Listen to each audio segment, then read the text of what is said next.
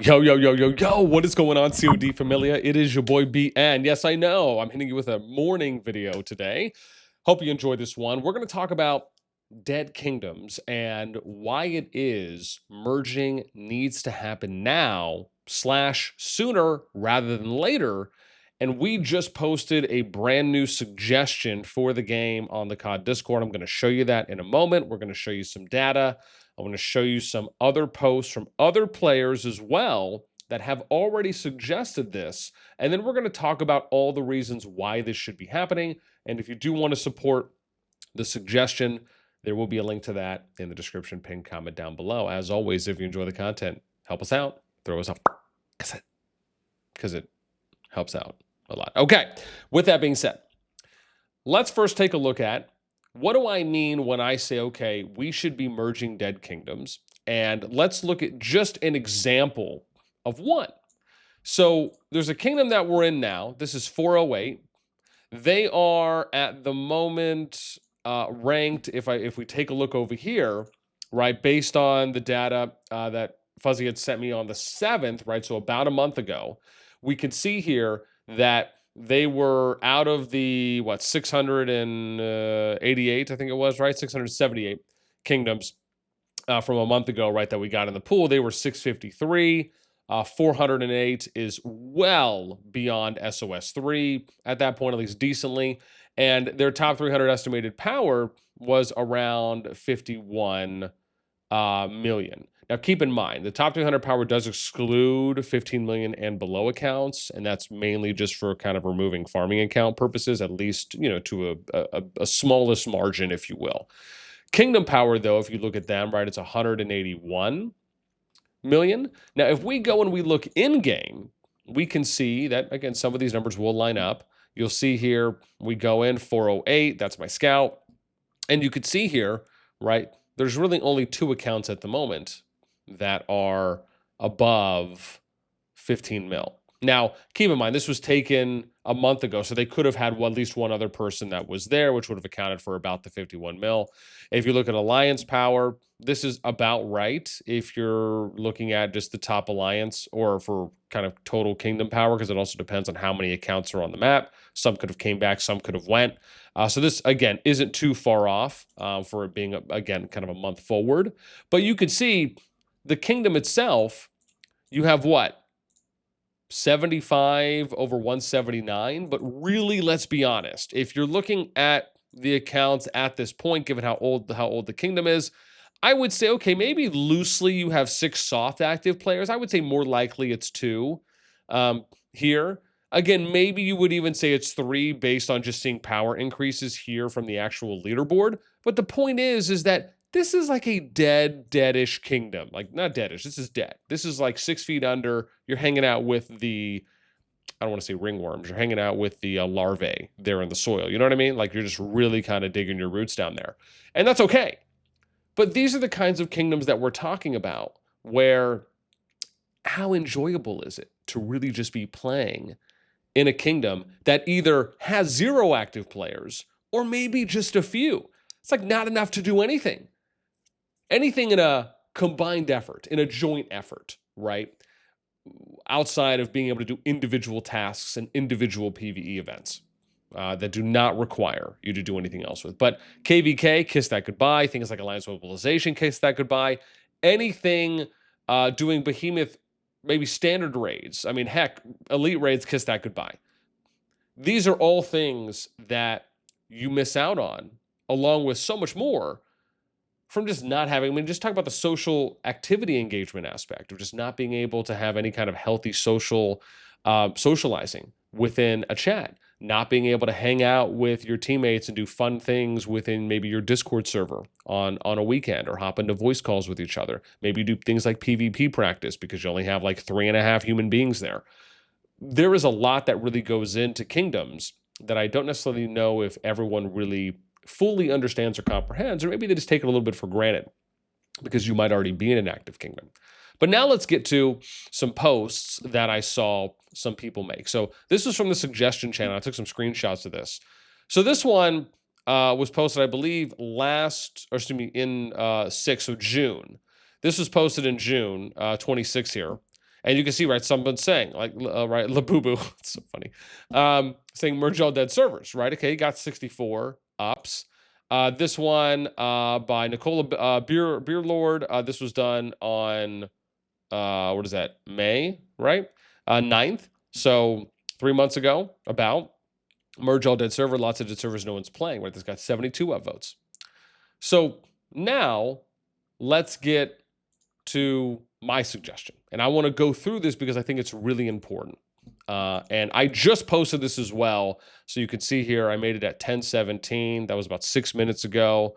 Oh, dude, look at that. Someone already upvoted it. Who was the first to do that? One suggestion. Other hand, let's give a shout out. Yo, my boy PP. What up, baby? Showing that love. Thank you. Okay, but let's go over this. So let me break this down. Because again, I think there's a lot of great benefits here. And I actually sat down and I wrote all of this out first. And I kind of reread it a couple times because I wanted to make sure that everything sounded good. Now, you have to understand that going into this, before I start reading this off, and we'll go pretty quick through this, is that this is all meant to be as a minimum, right? This is like a conservative baseline to attack this from, to attack merging dead kingdoms from. It's not meant to create superpower kingdoms. It's not meant to give overwhelming advantages to the dead kingdoms that would be eligible to merge into a brand new kingdom. It is supposed to set you up at kind of an average-ish baseline or a conservative baseline that can get a kingdom back to active status and can give them the tools and the opportunities, if they take advantage and they put the work in, to grow from there, right? From their own efforts. Okay, with that being said, let's go over some of the benefits here of merging dead kingdoms. Number one, players get to play in an active kingdom again. This means you can fully participate in KVK, PvE, and PvP events. I cannot undersell how important, like, you could sell me on just one alone for the benefits of merging dead kingdoms. Now, yes, you will still see some players who will tell you, yes, I have no problem playing in a dead kingdom. And part of that is because they're probably just raking in all those good rewards and events and event winnings and top ranking placements because they don't have any other competitors. We are not talking about those individuals or anyone that has any kind of similar-ish mindset and approach to that. We're talking about the overall health of the game, the player base, and how when you have a lot more players in a kingdom, you have a lot more social engagement, and you get to enjoy the benefit of participating in these events like a KVK fully, because you'd have enough people to fill out at least, hopefully, one alliance. You could participate in joint PvE events or alliance PvE events, and then also for PvP events. And that could be anything such as, if it's KVK related, if it's doing PvP practice, if it's doing kind of war skirmishes or practice in that form, or even just training. These are all things that you get to enjoy more when you have a fuller kingdom that has a little bit more life in it rather than a lack of life in it. Number two, some players will spend money again if they believe they have something to fight for again. Oh, I said again twice, oopsies. / a sense of invigoration. This is absolutely true. When you have, it just doesn't mean that everyone is going to spend, that just all of a sudden is like, okay, I'm going to open up my pocketbooks. No, but what it does mean is that you absolutely will have some players that will start spending money again if all of a sudden they get populated back into a brand new kingdom. And regardless if it happens right away or it happens after a little time has passed and they're like, okay, things are going pretty good here. Because also having a level of comfortability and confidence in where you are playing can lead to a positive psychological state that can impact some players to decide, okay, I really like where I'm at. Everything's going great. You know what? I am going to spend a little bit of money here. So absolutely, that is a benefit. It just depends, obviously, on how many people may consider spending and how much they will spend. But this can lead to that. That is a fact. Number three, the joy of reliving the excitement of Season 1 when players and alliances are placed in a home kingdom that has been reset, where they have to figure things out again. Oopsies. Okay, I forgot to say two, but you hear me say it now. This is absolutely true, and I'm going to give you the best example of this. Before home kingdoms were introduced, back yonder for us older OG homies and home grills, is that everyone remembers, for those there, that when home kingdoms did not exist, you were just kind of in this perpetual cycle of going through KVK to KVK, and you didn't have an actual hard, accurate information or data on everyone that was in your kingdom, right? There wasn't any kind of public list like you would see in a leaderboard, and that was because you didn't have any home kingdom leaderboards back then. It was just the KVK leaderboards. And even though you could resurge for a period of time before they removed that from one zone 1 to a different zone 1, whether that's you getting out of a fighting situation, going into a fighting situation, maybe joining some allies, etc., you were only able, and also you could have players from other kingdoms join your alliance to play with you if they didn't want to play with their own home kingdom. It was so convoluted. It was almost like a mess everywhere. Now, I'm only saying the mess part in regards to the fact that you didn't know without having to click on everyone's individual account to see what kingdom they were from. That was like one of the only ways to really do it where you could visually see it. And so now, once you had home kingdoms introduced and everyone went back into their home kingdom, they had to rebuild everything. Now, granted, the game did offer them an increased pace of building and a reduction in cost of building, so that way they could build from Zone 1 to Zone 2 to Zone 3 and eventually capture Dragon at an accelerated pace. And I imagine that if they did something like this in a merged kingdom, they probably would do something similar-ish, right? I don't think, again, I could see them doing exactly what they did before, or they could do it maybe at a little bit of a reduction, because when you're merging, there are some differences here in that when you're replaying a season 1, it's not the same as when you're going from, okay, we're only putting all the players back into the home kingdom that already exists there. We're just resetting the territory. This is you taking players from multiple different kingdoms, which can just be people that want to be standard members. They don't care about any kind of management. Then you'll have some people that are in management, and that can obviously lead to you potentially having, and again, these are realistic things that you have to talk about. You can end up having some civil wars and some fights that may break out for who wants to vie for kind of control or new leadership. But this is no different than what would happen in a standard season 1 of a brand new kingdom. However, you do have, I believe, some advantages here that may not incur that much fighting or civil war. And that's because you've had these players that have gone so long without having any kind of active, like truly active, healthy, active kingdom structure within the server they play in. And now you're going to be able to take people that are still playing, but again, maybe they're teetering a little bit on their activity because they're like, man, it's just like, do I really want to play in a dead kingdom? And now all of a sudden you put them into an inactive environment, and that can reinvigorate people that that were previously on the fence or maybe just having kind of low motivation. And now all of a sudden they want to do more. And that can spread like a gratifying seed all over the place. Number 4, the opportunity, which kind of segues greatly. Opportunity for new management to be formed in order to assist in sustaining and maintaining activity as it is not fun managing nothing. And this is absolutely true. Management, which we have made, and I've made such a vocal importance of putting it out there on the level of care that the dev team should be having as it pertains to management teams within the game, because they are essentially extensions of the company. And what I mean by this, and you've heard me use this reference before, I view an R5 kind of like a store manager. And I view an R4 kind of like a department manager, right? Or a team lead, if you will. And then you have the company, who is the developers. They're kind of at headquarters within this company. But if you want everything to run smoothly, the management team has to be able to operate in a capacity that isn't straight up killing themselves because they're devoting an ungodly amount of time and effort into the quality of life of their kingdom based on what that kingdom's goals are.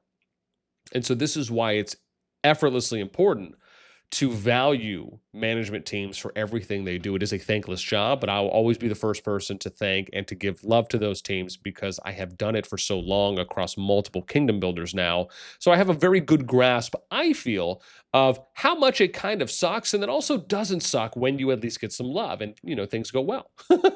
And so you get to the situation where if you're able to create a new management team.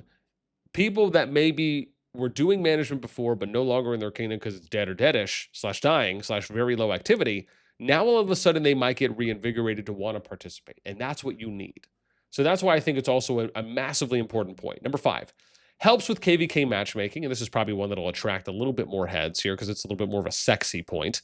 Helps with KVK matchmaking as having more kingdoms around the same active power leads to more fair and balanced matchups. This is just a standard absolute fact, and we've seen this displayed over the past couple KVK seasons in more quality fashion.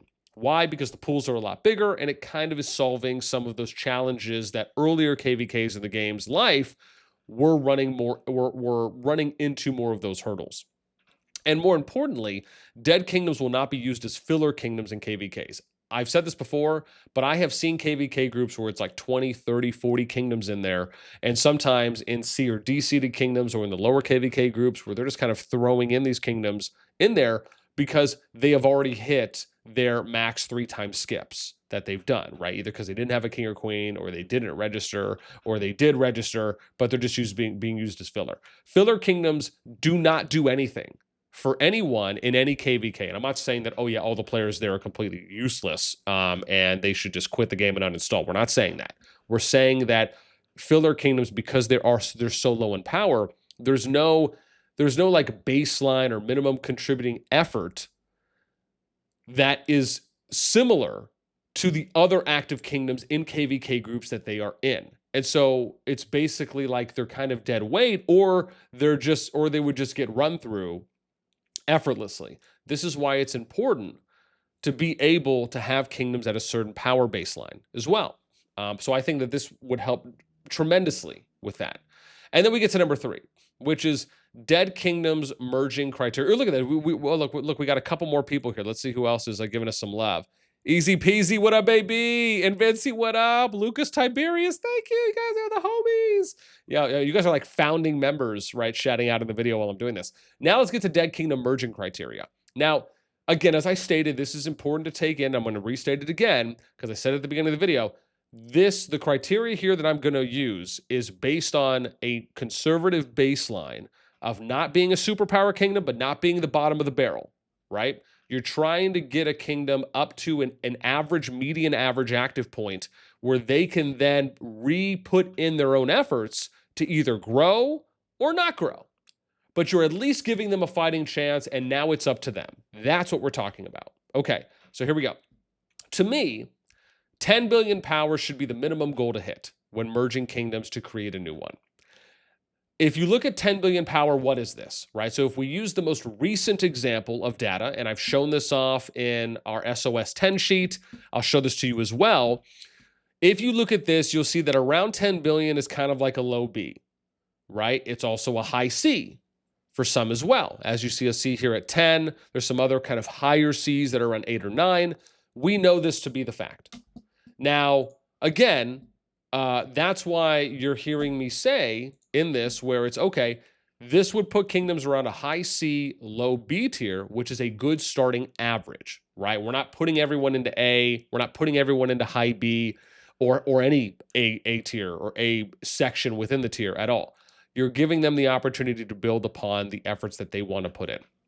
It gives them opportunities to be more appealing for migration. This is important because if your kingdom power is too low, and right, you may not be able to even get general migrants that are interested. You need to at least have a minimum active kingdom, and this is aside from looking at like purely dead kingdoms for rebuilds, or reinvigorations. You can show off their fighting potential in KVKs. That's very important because you need to be strong enough to actually have a field presence and at least one alliance worth, arguably, of players. And so this also gives you a chance to kind of showcase what you guys can do. That can also lead to being more attractive to helping with things like migrants or maybe even players that got merged into the Dead Kingdom but are kind of on the fence about participating. Maybe they're like, we're just going to let them do their thing. Let's see how the first KVK goes. It goes well. Now all of a sudden they want to participate. You never know what can happen.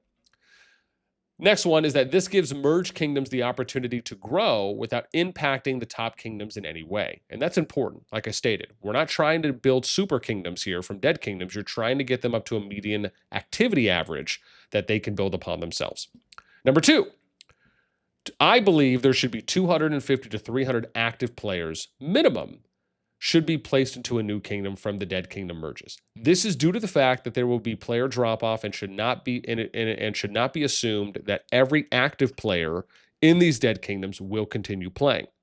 So need to shoot for more and expect less versus and not shoot for less and expect more. Right? It's like one of my favorite lines from that alien movie that I'm forgetting, where they go to that ice world.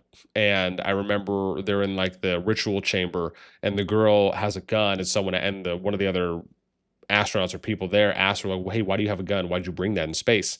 And the lady turns to her and says, I'd rather have a gun and not need one than need a gun and not have one. And that's always really stuck with me. So I love kind of drawing those parallels. And I think that this is absolutely spot on when it comes to the fact that even if you take 250 and 300 active players, keep in mind, active players in Dead Kingdoms are not most likely going to be massively strong accounts, right? Maybe, on the off chance you'll get some that are like decently powered, but it's not like you just have a bunch of like 100, 150, 200 million accounts floating around in these dead low activity kingdoms. It's not the case, right? So you're probably looking at something more like around 15 to like 60 million, maybe 15 to 50 million in some of these places, right? So it's lower average powers. And what I mean by putting 250 to 300 active players into these kingdoms is that you are going to have player drop off even once you do the merge. Because of anything, like I was saying earlier, you could have a civil war that breaks out. You could have some people that get merged into this active kingdom, but they're just like, oh, okay, whatever. I just still don't even want to play. I'm just going to kind of do my own thing. And they're just kind of off to the side. You can have people that get into the kingdom and then eventually they migrate out.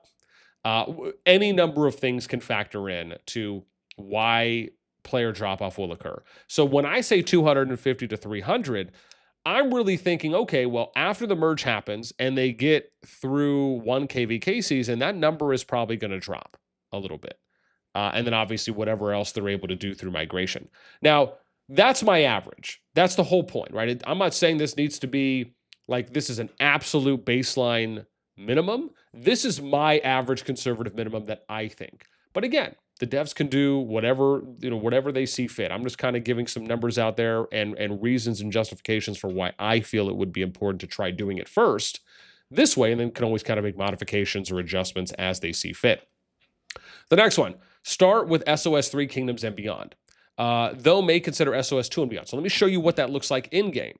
So if we go in-game, what that is going to do is that would be, for example, once a kingdom comes out of Season 3, and you're in pre-war, so these ones, 593 to 604, you will hit SOS 1. That's Calling of Courage. So you're going to play that first, and then you'll go into Winter is Upon Us. Why? Because that's SOS 2.